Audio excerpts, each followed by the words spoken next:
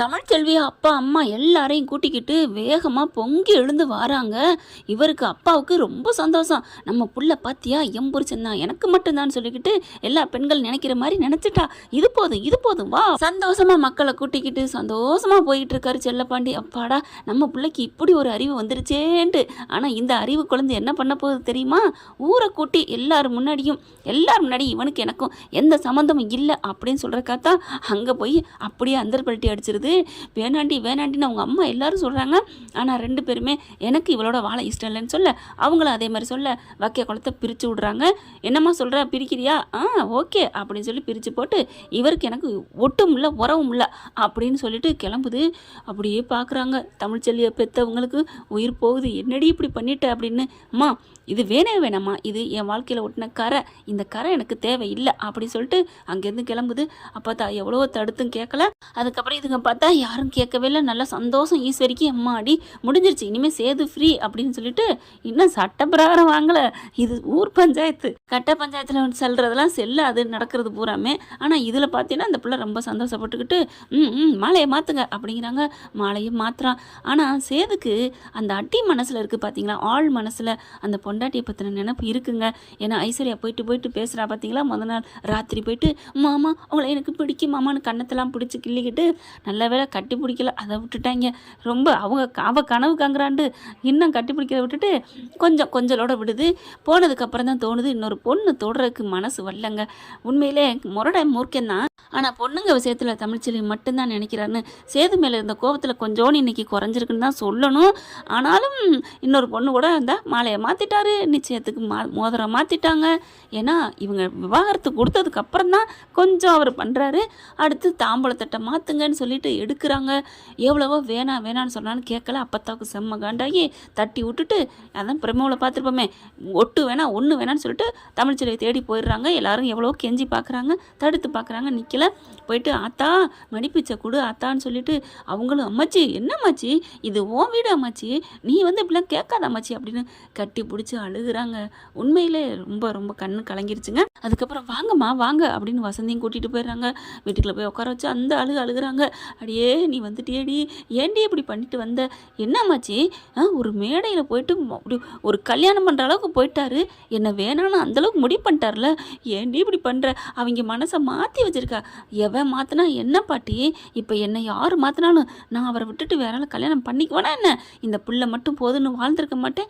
ஏன் இந்த பிள்ளையே இல்லைனாலும் என் படிப்பு போதும், என் தொழில் போதுன்னு மக்களுக்காக சேவை பண்ணிட்டு இருந்திருப்பேன்ல.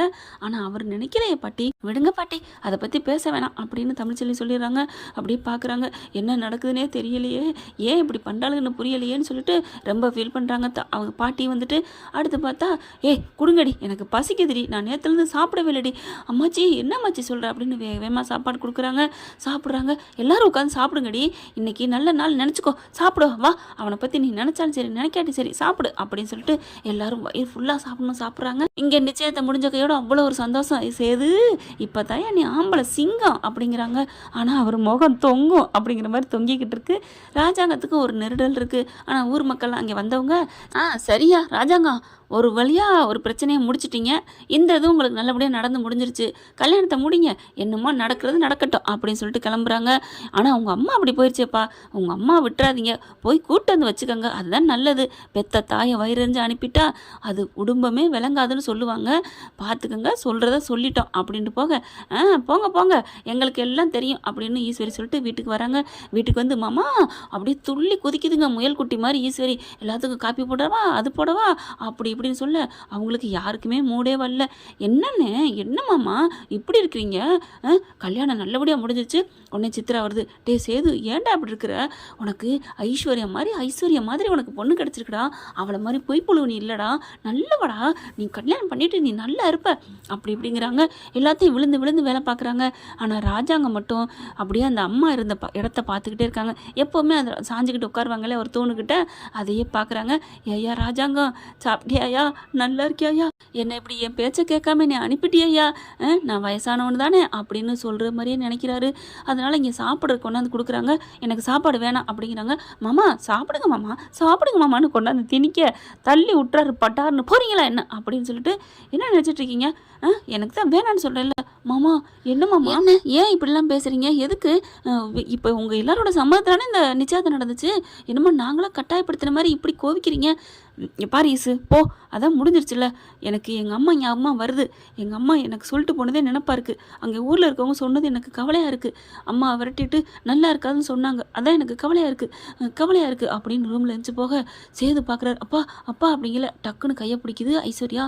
இருங்க மாமா, அப்பாவுக்கு அம்மா ஞாபகம், அதெல்லாம் சரியாக போயிடும், பாட்டியை கூட்டு வந்துடலாம், கவலைப்படாத அப்படின்னு சொல்லிட்டு, ஆண்டி சாப்பாடை வைங்க அப்படின்னு சொல்லி வைக்க சேது அப்படி சாப்பிடவே முடியலைங்க.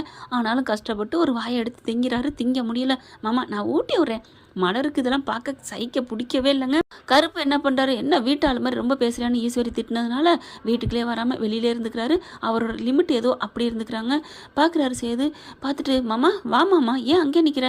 இல்லையா என்னோட லிமிட் இதுதான், நான் இங்கே இருந்துக்கிறேன் அப்படின்னு சொல்லிட்டு அவர் பாட்டுக்கு அங்கிட்டு போயிடுறாரு. சேதுவும் தனிமரம் மாதிரி இருக்காரு, ராஜாங்கமும் தனிமரம் மாதிரி இருக்காரு. என்ன இது அப்படியே ஒரு மாதிரியாக இருக்குது அவங்களுக்கே. சேது போய் ரூமில் படுக்கிறாரு. சோறு வேணான்னு சொல்லிட்டு, என்ன ஏன் இப்படி போகிறேன் ஐசு, நீ போய் சமாதானப்படுத்து அப்படி சொல்ல உடனே சரிங்க ஆண்டி அப்படின்னு போயிட்டு மாமா அப்படின்னு போய் உட்காருது. டபக்குன்னு இப்படி கண்ணை மூடிக்கிட்டே நினச்சி பார்க்குறாரு. அப்போ தான் திட்டிட்டு போனதை டக்குன்னு கண்ணை முடிச்சோடனே படார்னு எந்திரிச்சு உட்காராரு. மாமா உட்கார வேணாம் மாமா, படுமாமான்னு வேணுக்குன்னே கட்டி பிடிச்சிட்டு அப்படியே கீழே இழுத்து போடுது. சொல்கிறேன் இல்லை நீ வேணாம் விடு, கையை விடு அப்படின்னு தட்டி விடுறாரு. மாமா அதான் நான் உனக்கு அரை பொண்டாட்டி ஆயிட்டேன்ல. என்னது? ஆமாம், நிச்சயத்தை நடந்துட்டா அரை பொண்டாட்டின்னு சொல்லுவாங்க. ஓ அரை பொண்டாட்டினா பாதியோடு டச் பண்ணிக்கலாமோ அப்படின்னு மாதிரி தானுங்க தோணுது. என்ன பண்ணுறாங்க, இங்கே பாரு இப்போயே வந்த இந்நேரத்தில் எதுக்கு வர்ற அப்படின்னு கேட்க, ஏமாம்மா நான் உன் பொண்டாட்டி அப்புறம் வரக்கூடாதா? என்ன என்னை பிரித்து தானே பார்க்குறமாம்மா, எனக்கு எவ்வளோ கஷ்டமாக இருக்குது அப்படியே அழுது நடிடி அப்படின்னு சொன்னதுனால நடிக்குது. சேதுபதி என்ன பண்ணுறாரு, வேறு வழி இல்லை, சரிங்க நீ போ, நான் உன்னை ஒன்றும் சொல்லலை, எனக்கு அப்பா அப்படி போனதே ஒரு மாதிரியாக இருக்குது, அப்பத்தாவும் அப்படி சொல்லிட்டு போனது கஷ்டமாக இருக்குது, எனக்கு என்னை தனியாக விடு அப்படின்னு சொல்லி அனுப்ப. சரி மாமா படுமாமா அப்படின்னு சொல்லிட்டு, மாமா ஒன்று அப்படிங்கல. என்ன எங்கள் ஊர்லலாம் என் ஃப்ரெண்டெல்லாம் நிச்சயத்தை முடிஞ்ச கையோட அந்த மாப்பிள்ளையும் பொண்ணு எப்படி இப்படிலாம் ஃபோட்டோ எடுத்தாங்க தெரியுமா, எனக்கும் எடுக்கணும்னு ஆசையாக இருக்குது மாமா. இங்கே பாரு ஃபோட்டோ எடுக்கிற மனநிலை இல்லை ஐசு, சொன்னால் கேளு. சரி மாமா அது ஃபோட்டோ எடுக்காட்டியும் பரவாயில்ல, ஒரே ஒரு ஹக்கு மட்டும். அங்கே எல்லோரும் எப்படி இப்படிலாம் இருந்தாங்க தெரியுமா, ஒரிஜினல் புருஷன் பொண்டாட்டியாவே மாறிடுவாங்க. எனக்கு தான் நீங்கள் ஒரு பக்கத்துலேருந்து ஒரு செல்ஃபி கூட, ஐயோ ஐசு என் மனசை புரிஞ்சுக்க. இல்லை மாமா நீ ஒன்றும் செய்வேன், நான் மட்டும் எடுத்துக்கிறேன் அப்படின்னு சொல்லிட்டு டக்குன்னு அப்படியே சேதுவை கட்டி பிடிச்சி அப்படியே ஒரு செல்ஃபி எடுக்குதுங்க. செல்ஃபி எடுத்தோட இல்லாமல் இறுக்கி கட்டி பிடிச்சி அப்படியே ஒரு கன்னத்தில் ஒரு முத்தத்தை கொடுத்துட்டு தேங்க்யூ மாமா அப்படின்ட்டு போகுது. அப்படியே ஒரு கன்னத்தை துடைக்கிறாரு. இந்த பிள்ளை உன்னை விட மாட்டேன்டி, தாலி மட்டும் ஏறட்டும், அவளை நினைக்கே விடாத அளவுக்கு உன்னை வளைச்சி இழுத்து கட்டி பிடிக்க மாட்டேன் அப்படி சொல்லிட்டு அந்த பிள்ளை போயிருதுங்க. இங்கே ராஜாங்க அப்படி கவலையில் இருக்காரா.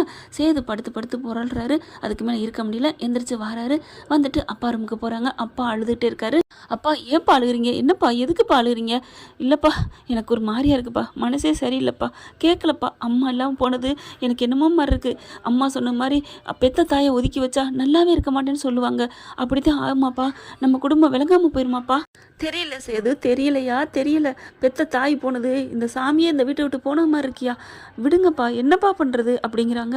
தமிழ்ச்செல்வி போனா வந்தா அதை பற்றி எனக்கு பிரச்சனை இல்லை, என் பெத்த தாயை நான் அனுப்பிட்டு கண்ணு முன்னாடி இருக்கேனடா, என்னை பெக்கையில் எவ்வளோ சந்தோஷப்பட்டு வளர்த்துருக்கோம் எங்கள் அம்மா, இன்னைய வரைக்கும் நீ தான் என் சாமின்னு சொன்ன அந்த சாமியை நான் விரட்டிட்டேனே, எது எனக்கு முக்கியம், என் அம்மாவை விட எனக்கு இந்த உலகத்தில் எது முக்கியம், நான் தப்பு பண்ணிட்டேன்னு அழுகுறாங்க.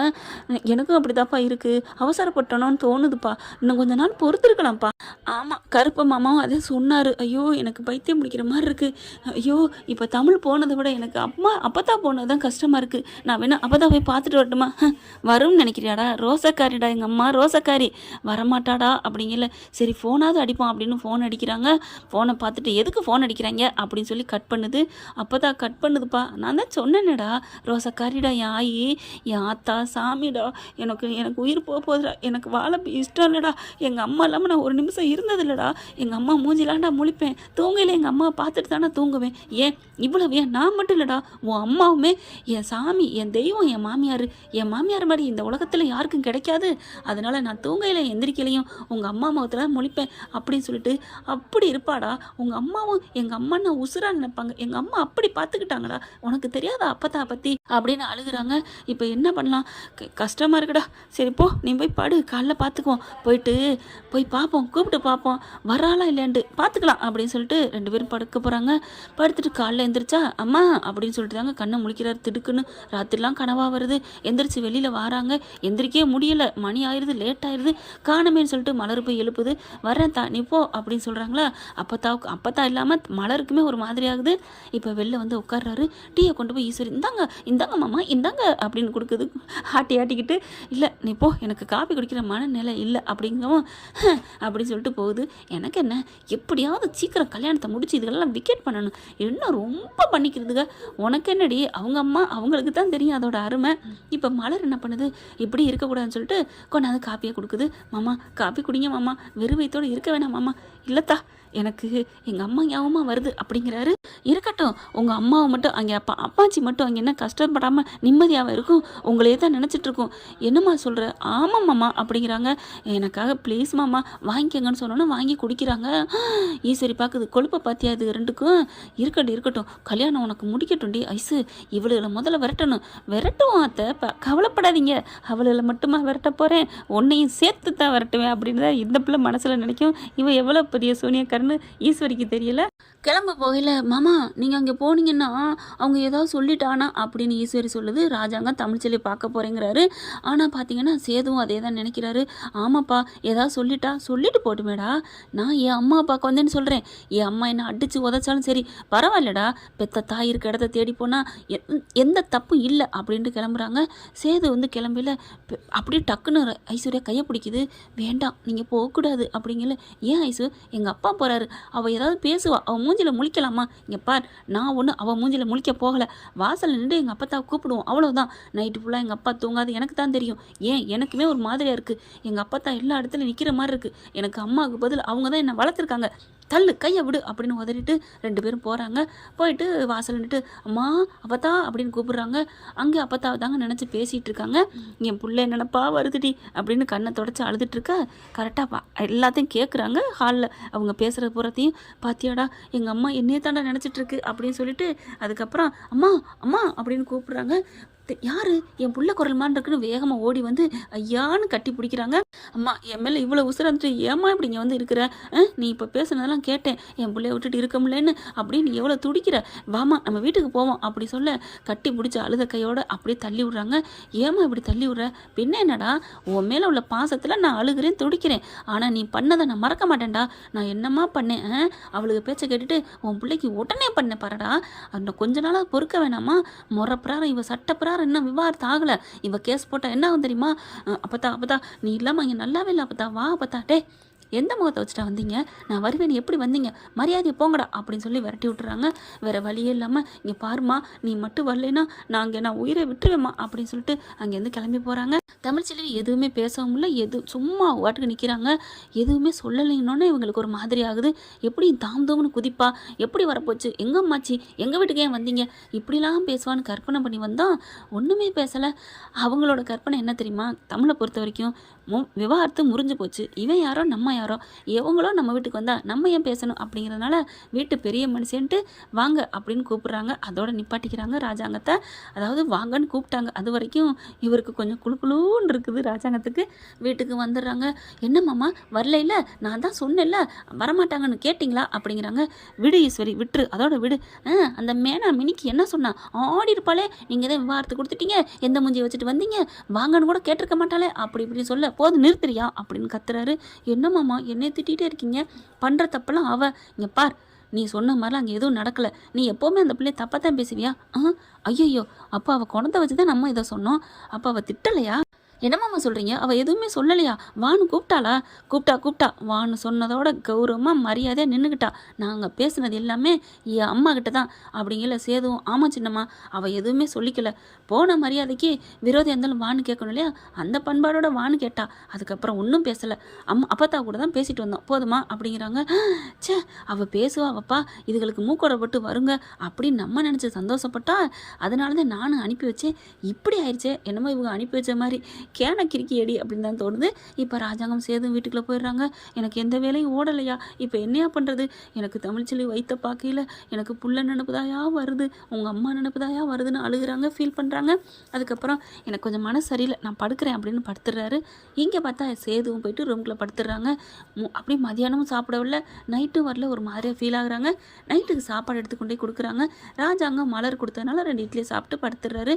ஐஸ்வர்யாவை மணக்க செண்டு போட்டுட்டு தலை நிறைய பூ வச்சு போடி அப்படின்னு அனுப்பி வைக்கிறாங்க. ஈஸ்வரி எம்எம்ஏ வேலை தாங்க பார்க்குது.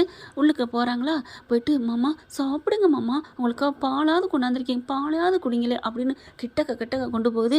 நீ கொடுக்க போகிறது எந்த பால்றிங்கிற அளவுக்கு கிட்டக்க போயிட்டு குடிங்கன்னு டம்ளரில் கொடுக்குது. சேது பார்க்குறாரு, வேணாமா ஐஸு போ நீ அப்படின்னு சொல்லிட்டு தடுக்கிறாரு. ஆனாலும் இந்த பிள்ளை 2 இட்லியாக சாப்பிடுங்க, சப்பாத்தி திங்கிறீங்களா, தோசை சாப்பிட்றீங்களா, இங்கே பாருங்கள் விதவிதமாக கொண்டாந்துருக்கேன் அப்படின்னு எல்லாத்தையும் வைக்க, அப்படியே தமிழ்ச்செல்வி வாங்க அப்படின்னு கேட்டுட்டு ஓரத்தில் நின்றுச்சு இல்லையா, அதையத்தான் நினைக்கிறாரு. அந்த பிள்ளை சத்தம் போட்டு கத்திருந்தாலும் கூட கோவம் வந்திருக்கும். அப்படியே வயிற்றுல கையை வச்சுட்டு அப்படியே சோகமாக நிற்கிறாங்களா, அந்த வயிற்றையே நினைக்கிறாங்க, அவங்க குழந்தையே நினைக்கிறாரு. அந்த சமயம் சரி மாமா, நீங்கள் எதுவுமே சாப்பிடாட்டியும் பரவாயில்ல, நான் உங்களுக்கு துணையாக இருக்கேன் அப்படின்னு எல்லாத்தையும் எடுத்தாங்கிட்டு வச்சுட்டு ஒரே ஒரு பால், ஒரே ஒரு முடக்குன்னு கொடுக்க அப்படியே தட்டி விட்டுறாரு. நான் சொல்கிறேன் கேட்க மாட்டியா, ஏமாம்மா இப்படிலாம் பண்ணுற, மணக்க இங்கே பாரு மல்லிகைப்பூ மணக்குது அப்படின்ட்டு பாலை அங்கே வச்சுவிட்டு என்ன பண்ணுது, அந்த பூவை கொண்டே ஒரு மூக்கில் நுழைச்சிட்டு அப்படியே சோளோட கட்டி பிடிக்க பார்க்குது. செம்ம காண்டாகிறாரு இவர். சேதுபதியை பொறுத்த வரைக்கும் ஒரு ராமர் மாதிரி தான். அடுத்த பொண்ணை பற்றி நினச்சதே இல்லைன்னு சொல்லலாம். முரடே மூர்க்கேன், அதை ஒத்துக்கிறேன். தொட்ட கையோட செம்ம காண்டாகிறாரு. அப்படியே பாலார்னு ஒரு அறை கொடுக்குறாரு. என்னம்மாம்மா அப்படின்னு கன்னத்தில் கை வைக்க, என்ன நினச்சிட்ருக்க, இப்படிலாம் வரலாமா, அறிவில்லை அப்படின்னு கேட்க, என்னம்மாம்மா நான் உங்கள் பொண்டாட்டி ஆக போகிறவ தானே, பொண்டாட்டி ஆக போகிறவ தான், இன்னும் ஆகலை இல்லை, கிளம்பு அப்படின்னு சொல்லி விரட்டி விட அப்படியே அழுதுட்டு போய் ஆண்டி அத்தை அப்படின்னு சித்தரான்னு எல்லாம் அழுகுதுங்க. இங்கே சாவுத்திரிங்க ஈஸ்வரிக்கும் சந்தோஷம் தாங்கலை. ஏய் உள்ளுக்கு போய் அடி வாங்கிட்டு வந்துட்டாடி, எனக்கு தெரியுமா, நான் உள்ளுக்க போயிலோட என்ன சொன்னேன், இதுங்க போகையில் அம்மா அடியே உள்ளுக்க போராடி வாடி போய் தடுப்போம் அப்படின்னு சாவுத்திரி சொல்லுது. அட போகாமல் போன கையோட திரும்பி வருவா பாரு அப்படின்னு இதுக்கு சொல்லுதுங்க. அதே மாதிரி வந்த கையோட பார்த்தியா, எனக்கு தெரியுமா சேது மாமா பற்றி, இவன் கனவு கண்டுட்டு போனான், இப்படியே மினிக்கிக்கிட்டு பூ வச்சுட்டு சென்ட் அடிச்சுட்டு போனால் அவர் மயங்கிடுவார், இழுத்து கட்டி பிடிப்பார், முத்தம் கொடுப்பாருன்னு. எனக்கு தெரியாதா, மாமா கிட்ட நான் எத்தனை அடி வாங்கியிருக்கேன் அப்படின்னு கண்டத்தை தொட்டுக்கிட்டு சிரிச்சுக்கிட்டு இருக்குதுங்க. ஆனால் இதுங்க பூரா அழுகுதுங்க. அழுடி இன்னும் உனக்கு அழுகிற காலம் இருக்குடி அப்படின்னு நீங்கள் நினைக்குதுங்க. என்ன ஃப்ரெண்ட்ஸ், இப்படிலாம் போக வாய்ப்புகள் இருக்குது. பார்க்கலாம் என்ன நடக்க போகுதுன்னு. இந்த பற்றி உங்களுக்கு பிடிச்சிருந்துன்னா உங்கள் பொண்ணான கையில் ஒரு லைக்கை போட்டு சப்ஸ்கிரைப் பண்ணி ஆதரவு கொடுங்க அன்பு உறவுகளே. Thank you friends. இந்த வீடியோ உங்களுக்கு பிடிச்சிருந்தா தயவு செய்து லைக் பண்ணுங்க. இன்னும் அப்டேட்ஸ்க்காக சேனலை சப்ஸ்கிரைப் பண்ண மறக்காதீங்க. நம்ம கிட்ட இருக்க எல்லா சேனல்ஸோட லேட்டஸ்ட் வீடியோ அப்டேட்ஸ்க்காக மேல ரைட் சைடுல காட்டுற லிங்கை கிளிக் பண்ணி வாட்ஸ்அப் குரூப்ல ஜாயின் பண்ணுங்க. உங்களிடம் விடைபெறுவது நான் உங்கள் மெஹர்.